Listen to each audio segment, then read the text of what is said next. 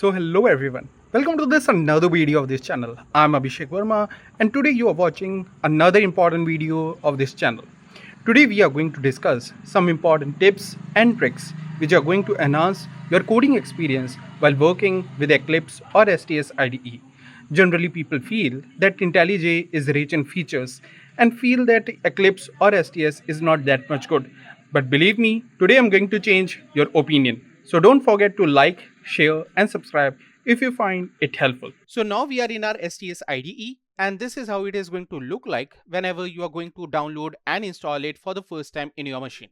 Obviously, you won't see this demo folder or the demo project here because I have created it on my own. But my main point is about the overall theme. So as you can see that currently there is too much white light coming towards your eyes. And that is not good when you are continuously coding or working with these code for a long time. So instead of this, what we can do is we can make it with the dark theme. For this, we just need to go to window. From there, we need to go to the preferences. Then go to this general and from there you go to this appearance. Here by default it is the classic theme, but if you wish you can make it as light or you can make it as dark theme also. So I'll choose it as dark theme. I will say apply and I will say apply and close, and here I will say restart. So after restart we can see this is how it is going to look like, and I feel this view is much more better than the previous light theme. Now the next thing is, let's see how the code looks like. So we'll go here and here we are. Now you see this, the code size is very small here. Now most of you tell me that okay Abhishek, the code size is very small, and then I generally ask that okay what size should I keep, and at that point of time no one of you tell what needs to be done. So one option is how to increase or decrease the font sizes, that you can say control and then you can say it as plus. You can again say plus and it will keep on increasing. If you wish you can say control and minus and it will keep decreasing. So this is one option, but as I told you that most of you don't tell me the exact size which I should keep. So what we can do simply is we can go to this window, we can go to the preferences. From here we can go to this general, we can go to this appearance. This time we need to click on the arrow icon. Then we will go to color and fonts, and here you see that we need to go under this basic. So there are many, but we need to go under this basic. From here we need to select the text font. Now you see that currently it is the Consolas is the font and the size is 10 here. But if you wish you can increase or you can decrease. So we will just click on this edit, and from here we can decide which font style we want. For the coding I prefer Consolas only, and for the size what I can do is I can make it 16. Now let's again say click on OK. So here now it looks better. Here let me say apply and say apply and close. Now I hope this looks much more better. In case if you still feel that this size is small, then you can again tell me in the comments what size should I keep for the next of the series and next of the videos. Now you exactly know from where you need to tell me the size. Now the next thing here is that many times, let's say we are working in this particular code. Now the thing is there is some issue in, let's say, this line, or let's say there is some issue in this line. Now whenever the other person is sitting along with you, at that point time it is very easy to tell the mistake, that okay in which line the person can directly point you, or in any of the ways they can tell you that how you can make the issue resolved. But many times when you are screen sharing, at that point of time it is very difficult, basically when the code is very big, that okay where you need to stop. So the point is about the line numbers here. So currently you see I'm not seeing the line numbers, and hence it becomes very difficult for me in order to see that okay in which line the error might exist. So what I can do is I can again go to this window here, then again I can go to this preferences section. For this time I will go to this general, and now I will go to this editor. From the editor I will click on this particular one arrow again, and now I will go to text editors, and here in the text editors I will choose this option of show line numbers. Now the moment you will choose this and you will say apply and close, now you see that we can see the line numbers, and now it is much more easier for us to tell someone that okay there is some error in line number 10 or line number 12 or something like this. Another benefit is that whenever you see a particular stack trace, so there also the line number appears. So there the line number will appear, let's say 11. So you can directly jump on to line number 11 and see what is the issue. You don't need to count the lines here manually. So always whenever you are installing, do enable the line numbers here. So now let's go to the next step. So many times what happens is that whenever I'm coding, so let's say I want to create a constructor here. So what I will do is I will say here public, then I will say control space in order to get these kind of hints, or many times maybe some this kind of hint, or let's say I want to navigate from one place to another place and I know the shortcuts, or let's say I just want to format the code. So for this I know the shortcut, but how can I tell you the shortcuts in that particular way? So one option is that every time whenever I'm pressing any key like this, so I can tell you that okay, now I'm pressing control space or control F or something like this.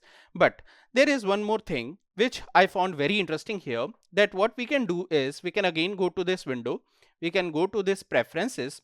From here you can go to this general, and then you can go to this keys here. Then here we can enable this through keyboard and through mouse click. So now whenever I will make usage of any shortcut from the keyboard or with the help of mouse click, it will appear on the bottom. So now let me say apply and close. And now let me again come here to say public and something like this. So now you see it clearly told that I press control space here and then it opened the content assist for me. So this way it is going to be very helpful for you. Many times what happens is that let's say you are not making usage of any shortcut. So at that point of time also it will tell you that okay, this shortcut can be used for that particular purpose. Let me say like this. So see, now it is saying that okay, I can make usage of control plus S for the saving the code or something like this. So these are some of the tips which were very common. I hope that maybe you are already using them, or if you are not using them, then you will like it. Then, beside this, there are some of the plugins which you should add in your Eclipse or the STS IDE to make your life easier. For this, let's go here first of all and see how this code looks like. Again, this is going to be a very simple code. So what you can see here is that I'm just having a simple class here with a static method. Here I will be providing an integer age and I will be getting a string as an output. So what I can tell you is it's a very common code which says that if your age is 18 or more than that, it should return eligible. If it is, let's say, between 18 and 0, it should say not eligible. Otherwise it should say invalid for any negative number, something like this. But many times what happens that whenever we are coding, we make usage of some unused variables. We feel that okay, in future we will be using this variable, hence we will just create it, and later on we forget that okay, this is an extra variable which we created. Or sometimes we make usage of some extra things like this, try catch or something like this, and later on we forget or we don't see that okay, there is any benefit of it, and we just leave the things as it is. So in that particular case, what you can do is you can make usage of SonarLint. It will enhance your coding practices, because every time we don't remember that how we should code or what are the best practices. So SonarLint is always going to help you there. For this, what you need to do here is that you need to go to this help section. Then you need to go to this Eclipse marketplace. So this is how the Eclipse marketplace is going to look like. So this marketplace, you can see this is some extra space from where you can add some extra plugins in order to enhance your IDE. This is the same way that you have a Play Store in your mobile phone, and from the Play Store you download the extra applications. So what we need today is, first of all, we need something called as SonarLint. So we will type it here and we will say go. Now when you will say SonarLint, it will show you options like this. Since I have already installed it, so it is showing me installed. Otherwise it will show you this button as install. So what you just simply need to do is you need to click on the install button. Obviously for the SonarLint, it will show you a screen saying that okay, you need to accept the license. So accept it, and then it will just do a restart. So restart your IDE. Now the moment you will restart your IDE, then what you need to do is you need to go to your this particular code. From here you need to go to something like this. So now you will see this option of SonarLint in your project. Otherwise this is not going to be visible. So you can click on this analyze. Now just ignore this and say don't ask again, and here you can just scroll it up. So now it will tell you what all issues are there in your code as of now. So currently we are going to focus only on this owner util. Let's not focus on the owner DTU, because I have just created that particular class in order to show you something else. So if I say owner util, currently there are 4 issues in this. Number one is that it says that this particular block of code is extra. Which code? This. Because here it says that okay, it's a catch block, but we are not catching any exception. We are not doing anything after catching the exception. So what we can do is we can remove it, something like this. But then we have this try block. Now alone this try block is not there, but is there any real benefit of this? The answer is no. And now at least it is giving us the error that okay, you have this extra try block. So we can remove this also, and now my code is going to look like this. So now I have again formatted and saved. So you see, now you see what I'm actually doing here. Now next, if you see, it is also telling me that okay, you are making usage of this unused variable. I mean, you are not using it anywhere. So why to keep it? In future, whenever you need, you can add it at that point of time. So we can again remove this from here, something like this. Now next, so you see, the moment you are saving, these issues will keep on decreasing. Okay. Now the next thing is, it says that in this particular class, you are only having the static methods.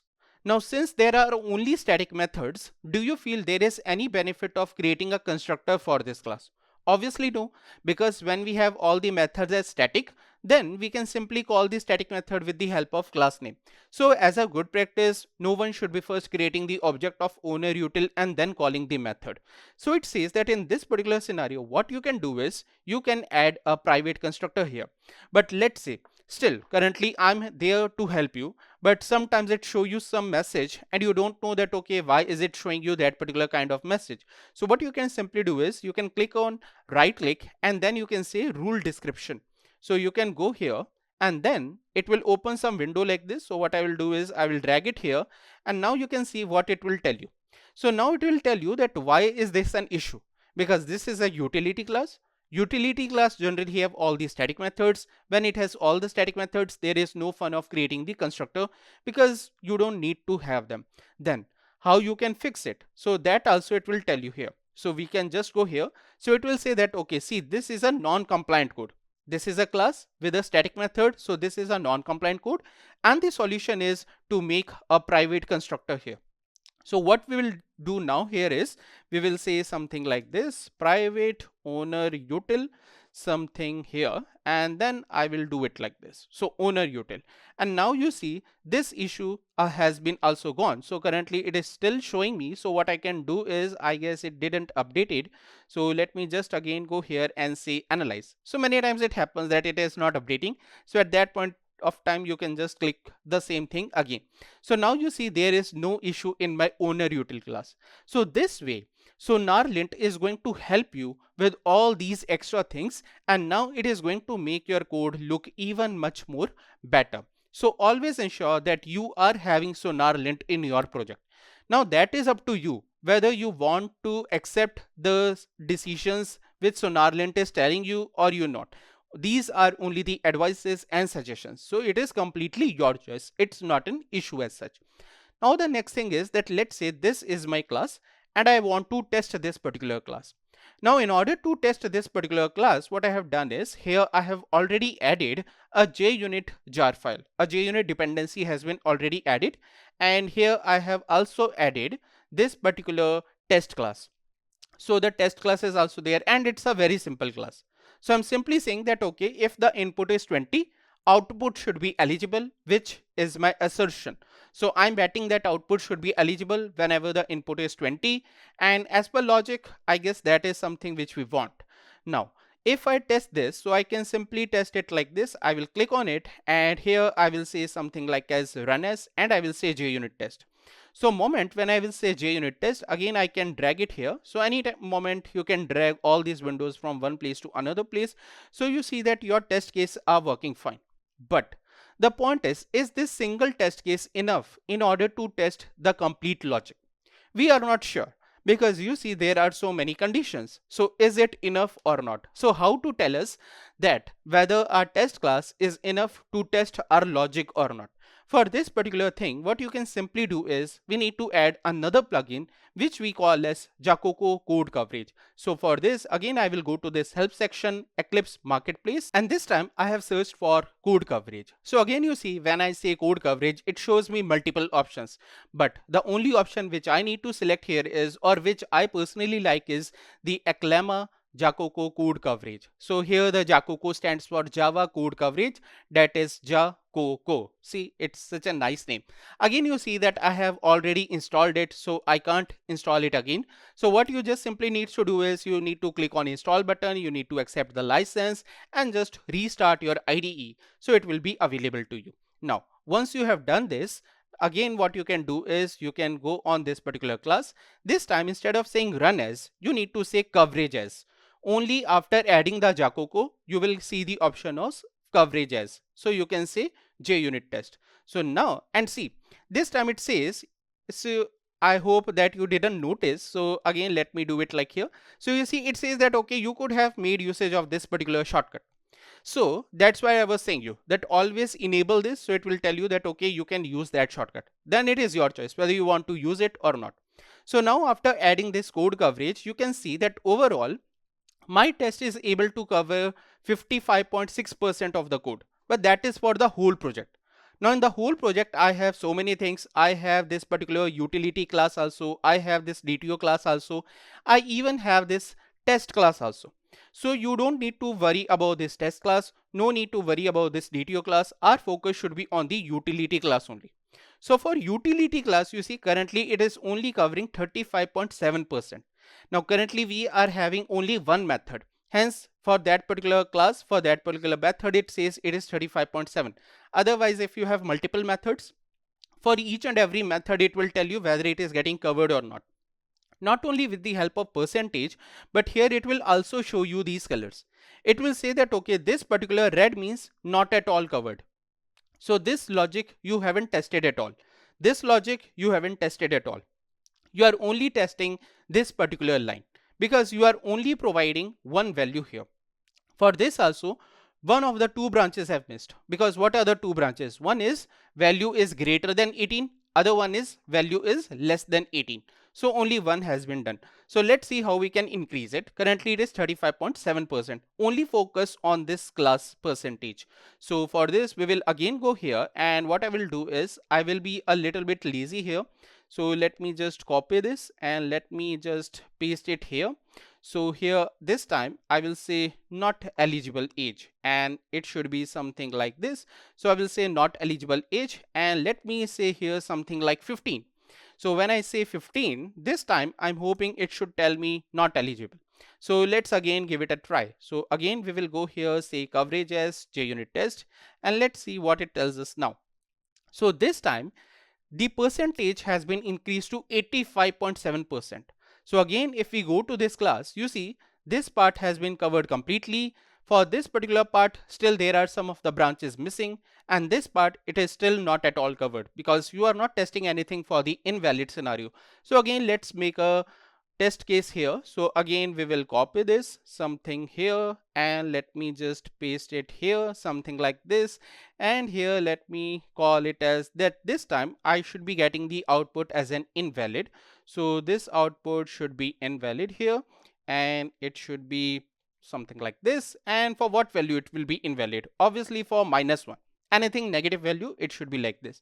Now let me test it again, and let's say again coverage as, and say JUnit, something like this. So again you see it is telling you that, okay, now for this utility class you are covering it completely.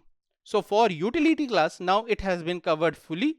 Now there is nothing much left. I mean, each and everything has been covered here. Almost everything is green. Still you will say that, okay Vishek, why we see this as in yellow color? Because if you will try to figure it out, there will be 4 cases. Fourth case you won't be able to achieve, because in that case you need to make this condition also false, this condition also false, which is not possible. So you can ignore, but we are able to 100% test this particular class. So that's why I always say that whenever if you are interested in testing your logic, then you should be having the Jacoco plugin in your IDE. I hope you found it interesting. If yes, then you should be subscribing to this channel. Now This is something which we have already done. Now let's move on with the next part. Now the next part is that we need to come up here. Now for this class, I'm having this as a simple owner DTO class with me with so many variables. So currently I'm having almost like 3, 5 and 6 variables with me. So what I want is, first of all, I want to create some getter setters for them. So I will just say here, and I will go to this source. I will say generate getters and setters for all of them. So I will say generate. Very simple. Now I also want a toString method for this. So I will again go here. I will say generate, and very simple. I have done this also. Now I want something like hash code and equals method also. So I will again go here. I will say hash code and equals. But this time I don't want for everything, because two owners can have same city. So I don't want it. They can have same first name. ID should be unique. Last name they can have same. Mobile number should be unique, state can be same. So I just want only ID and mobile number for this. So this also I have added. Now the next thing which I want to add up here is, that is the constructors. So I will go here and I will say constructor using fields. So this time it will provide me with all the fields. So this. Now many times it may happen that I don't want to pass all the values. So in that particular case, what I should be doing here is that I should be also adding the constructor without any field. So a default constructor needs to be added here, and now your code is going to look something like this, guys. See, so this is how the code is going to look like. Now it covers almost 102 lines. Okay, 101, or you can say 102 lines have been covered here. So this is how it is going to look like. Now if we also go here to this utility class, so as you can see that here now we are having two methods in order to create object for this owner DTO class. So the first way is that we can make usage of the parameterized constructor and we can pass all the values. Now let's say that I don't want to pass all the values. I don't have the city and the state of the owner. So if I make usage of the parameterized constructor, then I need to pass the null values. Or another option is I need to override the constructor without these two arguments. That is one option.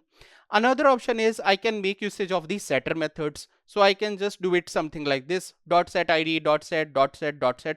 But the point is I need to again keep on writing the setter methods like this, and then it is very boring. Basically it becomes boring whenever there are more than, let's say, 10 variables. Then it becomes very difficult. So instead of doing this, and there is one more point which I hate here is that let's say that I decide to add one more variable here, something like this string email ID. So now there is no way that this class will get updated automatically. I need to update this manually. So first of all, I need to go down here, and here I need to add again the getter setter for this. So I will go on source, and here I will say generate getters and setters only for this particular one. So yeah, they will be added up here. Then next one is that let's say that this also I want with the toString. So again I will go here to source and say generate and this, and I need to do this. So now only it will be adding the email ID to this particular toString. Now let's say this email ID should be unique. So I don't want this hash code. So again I need to go here. Again I need to do something like this, and yeah. So again it will give me the options. So again I need to decide which all I want to choose. So this time I want email ID, and the mobile number. So these three options I want. So again it has updated this, and here also if you see I want to update this particular constructor. So let me say here something like this constructor using fields, and this time I will say select all and this. Okay, so this time it has overloaded the constructor, but I don't want it. I want to do it like this. Okay, I just want to have only one single parameterized constructor.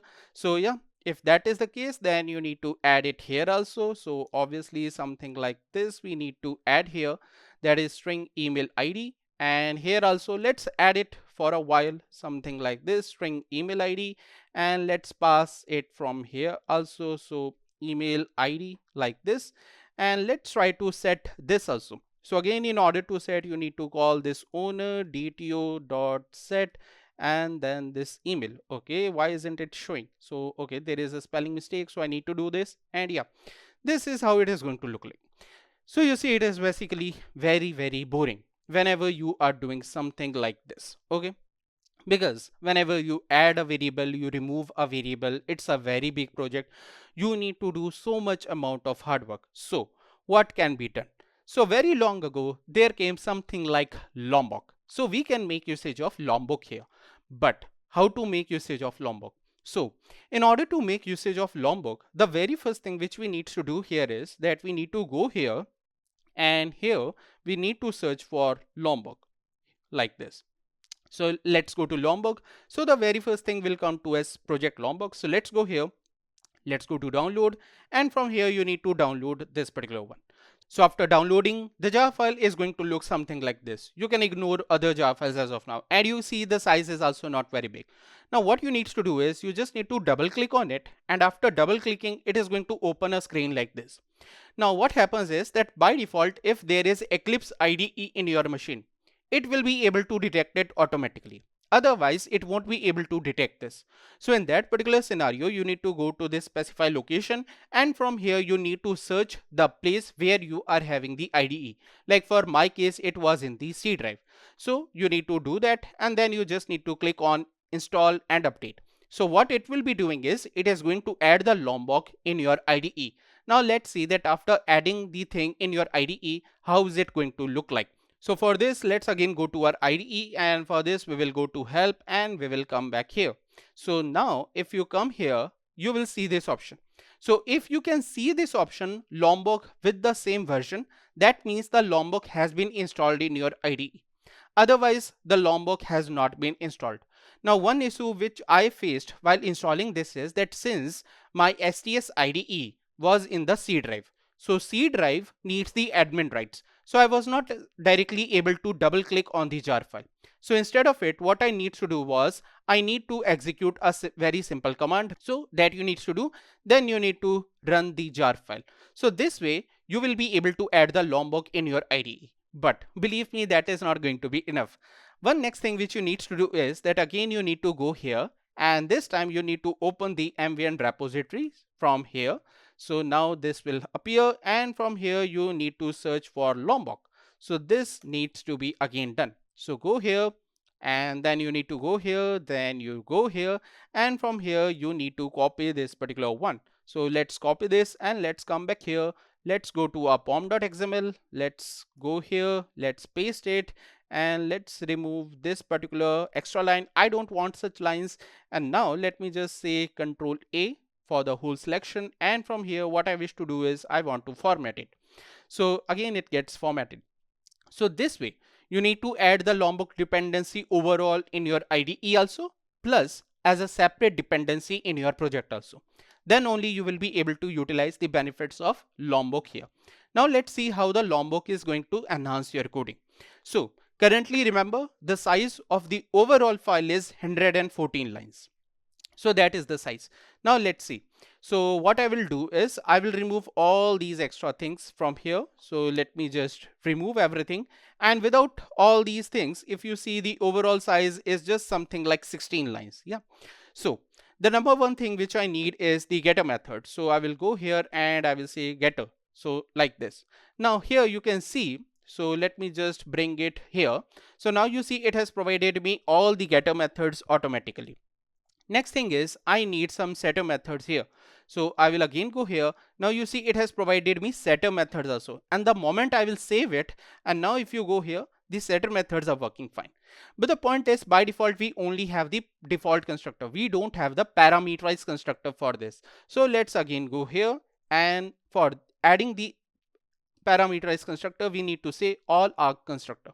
So we will add this. Now you have the parameterized constructor. So let's again save it. But the point is, after adding this, Java has stopped giving us the default constructor. So no need to worry. Again, we will go here and let's say no args constructor. So this way it is going to provide you the no args constructor to you.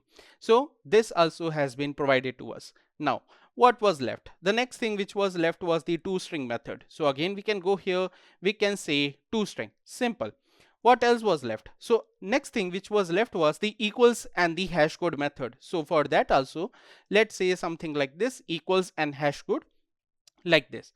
But the point is, whenever you will say equals and hash code, then it is going to use all the variables by default. But I told you I don't want to use all the variables. I just want to use ID, mobile number, email ID in this. So I'll go here, I will open this particular one, and here I will say something like this, where it went. Let me just try to search. Okay, so here it is. I mean, it should be somewhere. Okay, yeah, here it is. So I'm saying only explicitly included. Yeah, so by default this is false. So what I will do here is I will do something like this and I will say true. So what I'm now trying to say is don't add any variable to this method by default. Only and only when I will explicitly include, then only use it in your equals and hash code. But how will you include it explicitly? So for this, we can again go here and we just need to scroll a bit, and you see there is this annotation equals and hash code dot include. So we will come here. Now I want to add IDE, only ID. Then I want to add the mobile number and the email ID. So I just want to have these three variables in my equals and hash code method. So only these three things were required. So now this is working fine. Now you see I'm getting almost everything which was required earlier. And still also it is only 32 lines. Now some of you may say that, okay Abhishek, this time you are having so many annotations here. The point is that you don't need all these annotations. If you are happy to do everything for each all these things, then you can just say @data. That is also fine. But only just for showing you, I'm adding all of them explicitly. Yeah, that is one point. But you see the overall size. Overall size of this class has been decreased. And now you can focus only on the important things. In future, I decide not to keep the email ID. So I just need to remove it from here. I don't need to do anything else. Automatically toString method will be updated. Automatically equals and hash code will be updated. Automatically all arguments constructor will be updated. Getter setter will be updated. You don't need to do any extra thing. And your REST code will still keep working fine. Still it is able to do this.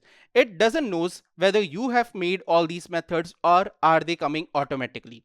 Now, one more thing before we leave for this particular part, let me again just copy this here and let me paste it out here. Let me remove all these things from this and let me say that this time instead of setter, there is one more method which you can do. And again, that is coming with the help of Lombok only. That upon this, you can make usage of the annotation @builder. So let's see how it is going to look like. So again, this is coming from the Lombok. Now what this builder will give you is it will provide you the builder pattern. Now earlier you see we were having two options to create object. One was with the help of parameterized constructor. Then we need to provide all the arguments. If you don't have any argument, you say null. Another option was setter. But with the setter, the boring part was that again and again you need to say this. Again and again you need to say set. So that was very, very boring for me. So now what I can do is I will simply do it like this. Owner DTO, the name of the class. Then here I will say something like this builder. And then what I will do is I will say what I want. I want ID. So I will just say like this. So I have received the ID with me. Then what I want the first name also here. So I have got this. Then I want something like the last name. So I have received this also. I want to add the mobile number. So I have added this, and next I want the email ID which also has been added, and at the end I just want to build it. So I will do it like this and I will get my object. So see, it's so simple way. Again, there is no repetition of the word set. So set word is not getting repeated here. How we were able to achieve this? Because of the annotation @builder. But you will be able to use @builder only after adding the Lombok. Without it, it is not possible. Another possible option is that you create the builder class manually on your own. Yeah. Now you may feel that, okay, what is big in it? Let's see what is big. So the moment you add this builder here, it creates this builder class also for you, because of which you are directly able to make usage of all these methods. So see, so many things are going on here. Now you see that, okay, we have done so many things, but there is one more interesting thing before you go away, and that I found with very much difficulty here. Many times what happens is that whenever you have started working with a particular project, you see there are so many classes. And whenever there are so many classes, it becomes very difficult to identify that, okay, how these two classes are interrelated. Okay, how one class is making usage of another class, it becomes very, very difficult. Or many times, even if you are able to identify, it becomes very difficult to remember all the relationship between multiple classes. So for this, there is also one more plugin which will visualize all these things for you, and that we call as UML diagram. So for this, again, we will go to help and the Eclipse marketplace, and this time you need to search for the word UMLMark. So again, you see that I have already installed this, hence I don't see the install button again, but the process of installing is again very simple. So once you have installed it, again, just restart your IDE, and now what you can do is you can go here, you can say new, and here you go to other. From the other, you just scroll it down here. Now you will see the option of UMLMark.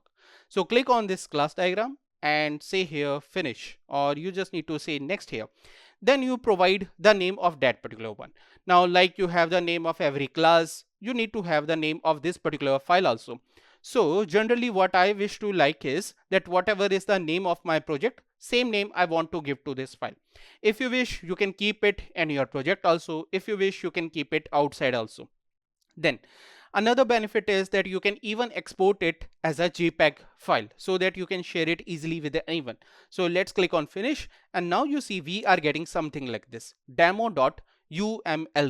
So this is how it is going to look like. But you will say that, okay, Abhishek, currently it is empty. So what's the benefit of it? So the benefit is like this. Now you just need to drag it here, and you see this was the thing. This was your owner DTO class. So you see all the variables are listed, all the methods are listed here, and internally, as I told you, it is creating a owner DTO builder for you. So that is also coming up here. The relation is also very clearly visible. Yeah. So this is how it is going to look like. It is very clearly saying you which all methods are public, which all are protected, which are private, or something like this. If you feel sometimes it is not showing you, just go here, say display attributes.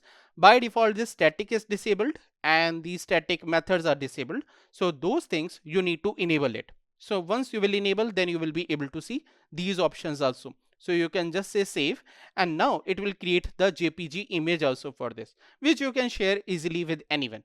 Not only this, let me again bring this also here. So currently you see it is looking very simple. The reason is I was having everything as static method only, so I need to enable the static methods. Now you see it is very easily. Okay. Now here currently, since I'm taking the example, then hence it is looking very simple. But now try to understand, the usage of it will come when you are working with a very big project. Now you don't know how multiple classes are related with each other. So at least what you can do is you can simply add UMLMark here. Then you just need to drag the classes to your this particular file. Then you can arrange them anyhow. So let's say you don't want it to have in this view, so you want it like this. So you can just arrange it by any of the means you like it, and then it will be easier to you for understand the thing. What you can do is you can save it as a JPG file. You can take a print of it, paste it in front of a wall or something like this, so that every time it is very much clear to you that how your whole project is going to look like. So then it becomes very easy. Not only this, you can just double click on any of this box here and you can directly open that particular class. Then also it is going to become again very easy. So generally what happens is people keep on saying me that, okay Abhishek, your projects are very big in the videos. So hence I thought to add it here. But it was, believe me, very difficult in order to identify this, because earlier there was something like object aid, but now we have something like UMLMark. Also, you don't need to worry of any data privacy, because it is not taking your data somewhere outside. The data is still there within your IDE only. Yeah, the only thing which it is providing you is the diagrammatic approach, which you can directly share even with your managers. Like if they wish to see the overall structure, they will obviously like this. Yeah. So I hope you find all these tips and tricks helpful. If you feel that I have missed any of the tips and tricks for your IDE and that is helpful, do let me know in the comments, and I hope that you are ready with our upcoming series of Spring Data JPA. So see you in the next video. Thanks everyone.